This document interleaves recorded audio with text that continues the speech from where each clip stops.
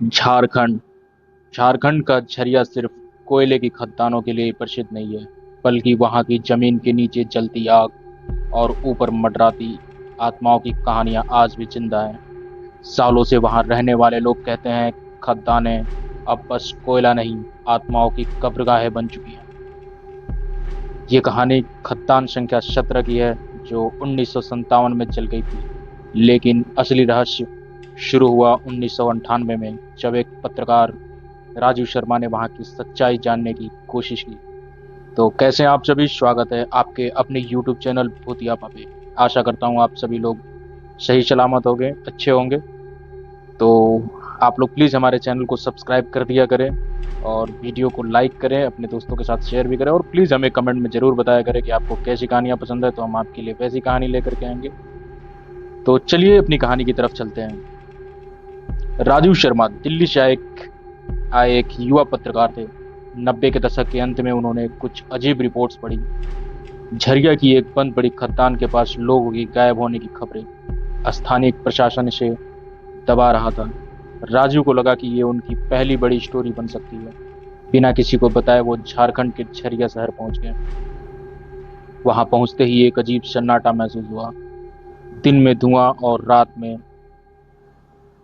धूप, अंधेरा, जगह जगह जली हुई जमीन, धधकती दरारें, और खदान 17 का नाम सुनते ही लोगों की आंखों में डर उतर आता था। राजीव एक लोकल गाइड शंभू से मिले। शंभू पहले मजदूर थे, लेकिन अब खदानों के बारे में पर्यटकों और पत्रकारों को बताने का काम करते थे। शंभू ने बताया, साहब, खदान 17 में आज भी रात को कोई नहीं जाता, और अगर कोई चाहता है तो वो लौट के कभी वापस नहीं आता। मेरी माँ की चाची भी वहीं मरी थी, वो भी 1957 के हादसे में। उनका नाम था काली। राजू ने जब काली का नाम सुना तो ठिठक गए। शंभू ने आगे बताया, का, काली। राजू ने जब काली का नाम सुना तो शंभू ठिठक गए। शंभू ने आगे बताया, काली बहुत ही खतरनाक थी, लेकिन उसकी किस्मत खराब थी। उसका पति रमेश मजदूर था और काली गर्भवती थी। उस दिन आग लगी, दोनों काली दोनों अंदर थे। किसी को नहीं निकाला जा सका, सबको लगा वो मर गए। पर कुछ मजदूरों ने बताया था, आग के धुएं में काली चिल्ला रही थी, मुझे मेरा बच्चा चाहिए। उस दिन के बाद जब खदान में अजीब घटनाएं होने लगी, राजीव ने तय किया कि वो खुद खदान के आसपास रात बिताएगा। उसने अपनी रिकॉर्डिंग चालू की और टॉर्च, वॉकी टॉकी और एक पुराना नक्शा साथ में लिए करके रात को वहीं पे लेट गया। रात के करीब 1:45 पे उन्होंने दूर से देखा, खदान के मुंह से धुआं निकल रहा था, लेकिन उसमें एक परछाई थी। लाल साड़ी में कोई औरत बहुत धीमी चाल से उसकी ओर बढ़े आ रही थी। अंधेरा होने के बावजूद वो लाल साड़ी साफ साफ दिख रहा था। राजू कैमरा लेकर पीछे गया।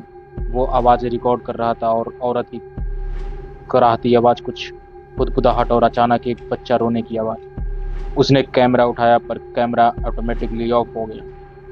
अचानक जमीन पर दरार पड़ी और हल्की सी भाप निकली। किसी ने उसकी गर्दन के पास सांस ली। पीछे मुड़कर देखा तो वहां पे कोई नहीं था। अगले दिन राजू ने रिकॉर्डिंग देखने की कोशिश की। कैमरा चालू हुआ, लेकिन स्क्रीन पर सिर्फ धुंध और एक औरत की परछाई दिखी, बिना चेहरा, सिर्फ चलती आंखें। राजीव उस रात पूरी तरह कांप रहा था। शंभू ने उसे बताया, साहब, अब आपसे वो जुड़ गई है। काली की आत्मा जिसे पहचान ले, वो उसका पीछा नहीं छोड़ती। उसी रात राजीव को नींद में सपने आने लगे। आग, कोयला, चीखे और एक औरत जो बार बार कहती, तू मेरे बच्चे को ला, वरना मैं तुझे नहीं छोड़ूंगी। राजू ने उस इलाके के पुराने सरकारी रिकॉर्ड्स खंगाले। उन्हें एक चिट्ठी मिली, रमेश की, काली के पति।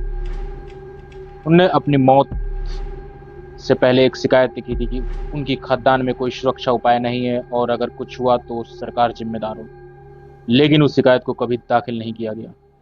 शायद काली की आत्मा इसीलिए भटक रही थी, न्याय की तलाश में और अपने अजन्मे बच्चे की। राजीव ने एक पंडित को बुलवाया। उन्होंने बताया कि आत्मा तब तक मुक्ति नहीं पाएगी जब तक उसे उसकी अधूरी चीजें वापस न मिले। राजीव ने एक छोटे से मंदिर में काली और उसके जन्मे बच्चे की एक मिट्टी की मूर्ति बनवाई।